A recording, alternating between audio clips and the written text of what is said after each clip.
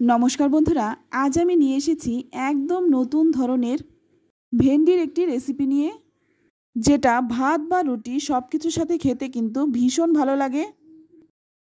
এটা এইভাবে যদি আপনারা একবার বানিয়ে খান, বারবার কিন্তু এইভাবেই বানাবেন। আর এটা এতটাই টেস্টি যে ভেন্ডি খেতে অপছন্দ করে সেও কিন্তু চেটেপুটে খাবে। বানানোর পদ্ধতি একদম সহজ ও সাধারণ। আর এখানে আমি নিয়েছি 250 গ্রাম কচি ভেন্ডি।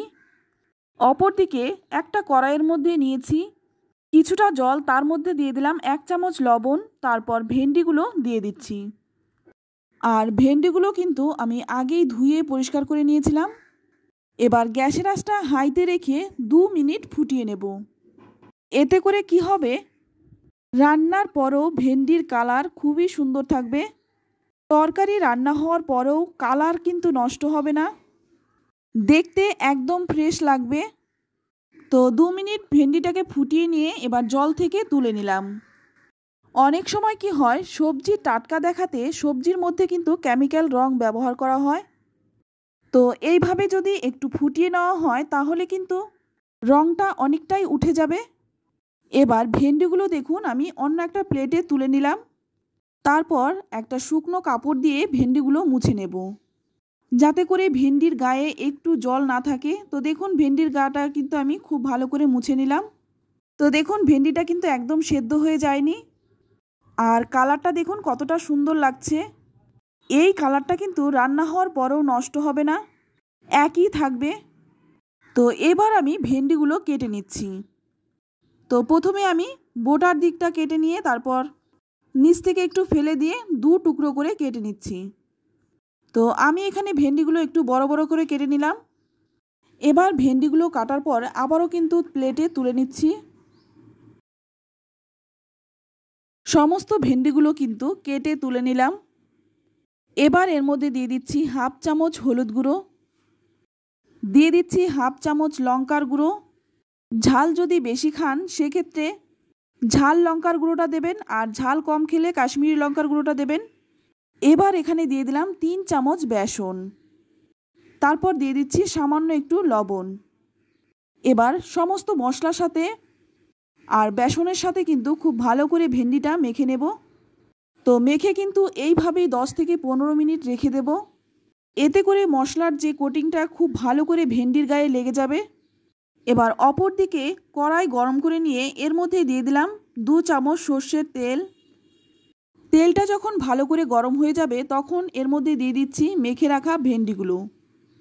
বেসনটা মেখে কিন্তু আমি 15 মিনিট রেখে দিয়েছিলাম। এবার খুব ভালো করে ভেন্ডিটা ভেজে নিতে হবে।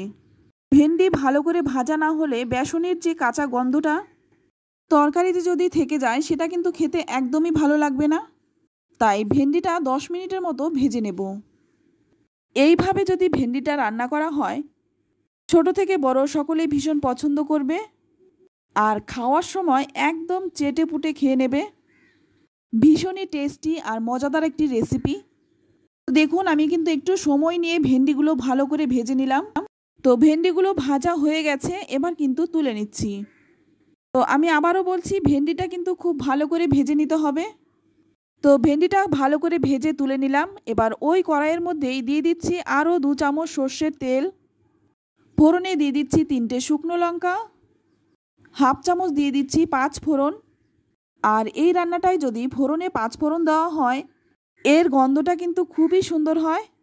তো ফোড়নটাকে কয়েক সেকেন্ড ভেজে নিয়ে এবার এখানে দেখুন একটা বড় সাইজের কুচনো পেঁয়াজ দিয়ে দিলাম। এবার পেঁয়াজটাকেও কিন্তু খুব ভালো করে ভেজে নিতে হবে।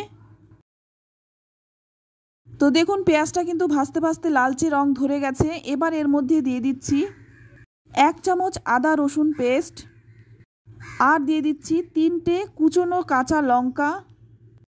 ঝালটা কিন্তু নিজেদের স্বাদ অনুযায়ী দেবেন। তারপর ভালো করে একটু ভেজে নেব যতক্ষণ না আদা রসুনের কাঁচা গন্ধটা চলে যাচ্ছে। তো 3-4 মিনিট সময় নিয়ে এটা ভেজে নিলাম। এবার এর মধ্যে দিয়ে দিচ্ছি 2টো টমেটো। টমেটোটা যাতে তাড়াতাড়ি নরম হয়ে যায় সেই জন্য এখানে দিয়ে দিলাম স্বাদমতো লবণ, সঙ্গে কিছু গুঁড়ো মশলাও দিয়ে দেব। তো প্রথমেই দিয়ে দিলাম 1 চামচ জিরে গুঁড়ো, 1 চামচ ধনে গুঁড়ো। একটু মিশিয়ে নিয়ে এবার এর মধ্যে দিয়ে দিচ্ছি হাফ চামচ হলুদ গুঁড়ো। তারপর সামান্য একটু জল দিয়ে মশলাটাকে খুব ভালো করে কষিয়ে নেব, যাতে করে মশলাটা খুব ভালো করে কষানো হয়। সেই জন্য মশলাটাকে একটু সময় নিয়ে কষাতে হবে। তো একটা ঢাকনা দিয়ে ঢেকে 10 মিনিট রেখে দেব। তো 10 মিনিট পর দেখুন ঢাকনাটা খুলে নিলাম। মশলাটা কিন্তু এখন খুব ভালো করে কষানো হয়ে গেছে আর টমেটোগুলো নরম হয়ে গেছে আর মশলা থেকে কিন্তু এক্সট্রা তেলও ছেড়ে দিয়েছে। মশলা যদি ভালো করে কষানো হয় রান্নার স্বাদও কিন্তু অনেকটাই বেশি ভালো হয়। তো দেখুন মশলাটা কিন্তু খুব ভালো করে কষানো হয়ে গেছে। এবার এখানে দিয়ে দিচ্ছি 1 গ্লাস গরম জল। গরম জল দিলে রান্নার স্বাদটা বজায় থাকে আর রান্নাটাও কিন্তু তাড়াতাড়ি হয়ে যায়। এবার ভালো করে মশলার সাথে জলটা মিশিয়ে নেব, তারপর ফুটতে দেব। তো ঝোলটা কিন্তু খুব ভালো করে ফুটে উঠেছে।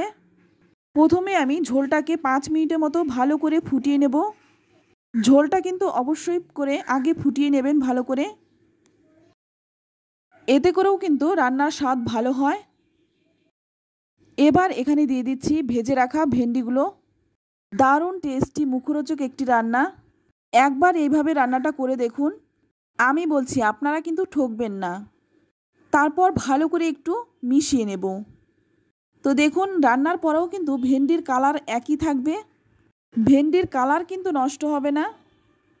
ভেন্ডিটা যখন ভালো করে ফুটে উঠবে তখন গ্যাসের আঁচটা কমিয়ে দিয়ে তারপর একটা ঢাকনা দিয়ে ঢেকে 10 মিনিট রেখে দেব। তো 10 মিনিট পর দেখুন ঢাকনাটা খুলে নিলাম, তারপর একটু মিশিয়ে নিচ্ছি। ভালো করে মিশিয়ে নিয়ে এবার এখানে দিয়ে দিচ্ছি সামান্য একটু চিনি। চিনিটা দিলে স্বাদটা ব্যালেন্স হয়। চাইলে আপনারা চিনিটা স্কিপও করতে পারেন। চিনিটা দিয়ে ভালো করে একটু মিশিয়ে নিচ্ছি। আর এখন কিন্তু রান্নাটা আর বেশি বাকি নেই, তাই নামানোর আগে এখানে দেখুন 1 টুকরো পাতিলেবুর রস আমি ভালো করে চিপে দিয়ে দিলাম। এতে করে একটু টক টক হয়, খেতে ভীষণ ভালো লাগে। আপনাদের কাছে যদি আমচুর পাউডার থাকে সেক্ষেত্রে এখানে আমচুর পাউডারটাও দিতে পারেন। লেবুর রসটা দিয়ে এবার ভালো করে একটু মিশিয়ে নিয়ে নামানোর আগে দিয়ে দিচ্ছি সামান্য একটু গরম মশলার গুঁড়ো। গরম মশলার গুঁড়োটা দিয়ে একটু ভালো করে মিশিয়ে নিয়ে তারপর গ্যাসের আঁচটা বন্ধ করে 10 মিনিট স্ট্যান্ডিং টাইম রেখে দেব। তো 10 মিনিট পর দেখুন ঢাকনাটা খুলে নিচ্ছি। দেখতে কতটা সুন্দর হয়েছে, খেতেও দুর্দান্ত হয়। ভাত রুটি সব কিছুর সাথেই খেতে পারবেন। এইভাবে রান্না করলে এর স্বাদ কিন্তু মাছ মাংসর থেকেও খেতে ভালো হবে। আর বানানোর পদ্ধতিটাও কিন্তু একেবারেই সহজ। রেসিপিটি ভালো লাগলে লাইক কমেন্ট শেয়ার করবেন। আর আমার চ্যানেলে নতুন বন্ধু হয়ে থাকলে চ্যানেলটা সাবস্ক্রাইব করে নেওয়ার অনুরোধ রইল। আজ এই পর্যন্ত, আবারও নিয়ে আসবো অন্য কোনো নতুন রেসিপি। সকলেই ভালো থাকবেন, সুস্থ থাকবেন। ধন্যবাদ।